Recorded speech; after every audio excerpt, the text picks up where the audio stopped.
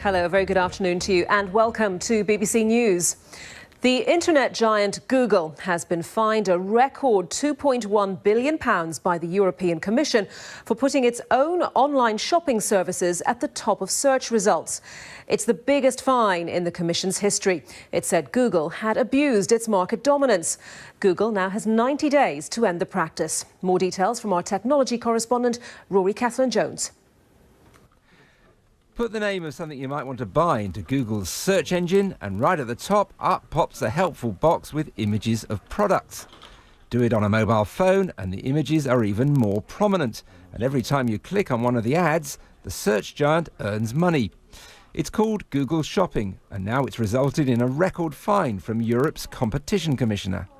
Google has abused its market dominance in its search engine by promoting its own shopping comparison service in its search results and demoting its competitors. Google is under fire because of its sheer size. It's accused of using its position as the dominant player in online search to squash rivals. Kelku, a price comparison site which says it's being squeezed by Google Shopping, is celebrating today's move. Without competition, Google basically can charge merchants whatever they like for advertising. With competition, you end up with lots of people like ourselves, companies, competing on prices, which brings the price down. That's got to be good for consumers. Merchants will charge less, and that's a good day for consumers. But Google says its competition in shopping comes from tech giants like Amazon, and it believes Brussels hasn't proved that consumers are being harmed. The firm released a statement saying Google shows shopping ads connecting our users with thousands of advertisers large and small in ways that are useful for both. We respectfully disagree with the conclusions announced today. This is just the latest in a series of battles which have pitched Europe against American technology companies. The EU says it's just enforcing competition law. The Americans may suspect this is all about politics. And you saw Richard Stables, CEO of the Kelku Group, in Rory's report. He joins me now via webcam from Brussels. Very good afternoon to you. Are you satisfied with this sanction, with the level of the fine? I think the Commission has done a fantastic job today. She has stood up for consumers. She's found against Google, and she has put down a marker and said they have done some seriously bad things, and that represents the size of the fine. This is a great day for consumers. We're going to get back a promise of a proper, working, functioning market. While Google was abusing its position, in the words of the Commission, what sort of impact was that having on Kelku? Oh, devastating. We saw absolutely huge loss of traffic. Over the last 10 years, we've lost over 95% of our traffic coming from Google, as have most of the other competitors in this space.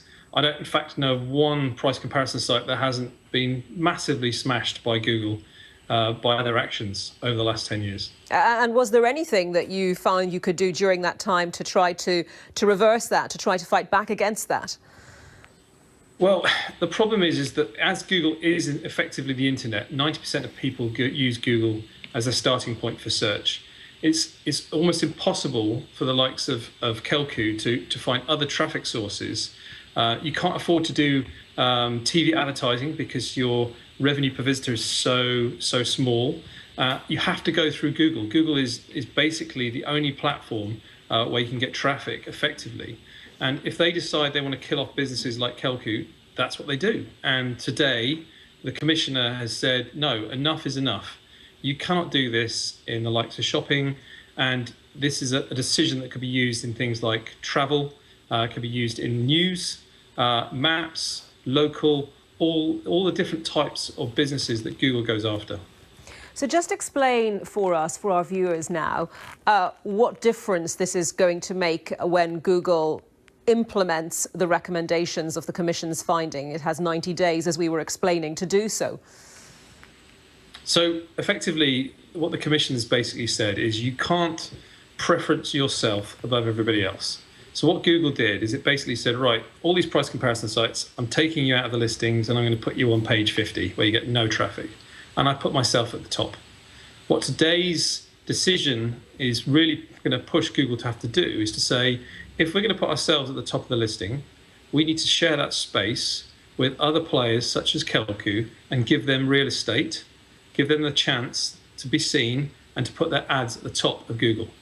And the same have the same thing happening in travel and in news, etc., etc. So it's exactly the same sort of principle that you'd use across lots and lots of industries. So you're poised, presumably, as are many others, for this new situation that you'll find yourselves in. This is a fantastic day for consumers, and we are very, very pleased. I mean, we have spent many, many years now just trying to survive. I've had to lay off lots of people. It's been very, very tough. And it's because of Google's anti-competitive behavior. They have done illegal acts. The evidence is absolutely overwhelming. And I just pick up on one thing you said earlier, that people would say this is a, USA versus Europe. It's not. So many of the complainants and so many of the people who are actually going against Google are American companies. Yale, Oracle, News Corp. These are big American companies, and they came out yesterday and said in a letter, we support what Commissioner Vestager is doing. Google tried to do the same thing, and nobody's come out on their behalf, which says a lot of things. This is about Google hurting consumers, plain and simple. Justin Align, are you continuing your action against Google, or does this bring an end to it? No, we will continue our action against Google, and we will continue that in the High Court. OK. Richard Staples, CEO of Kelku Group, thank you very much. Thank you.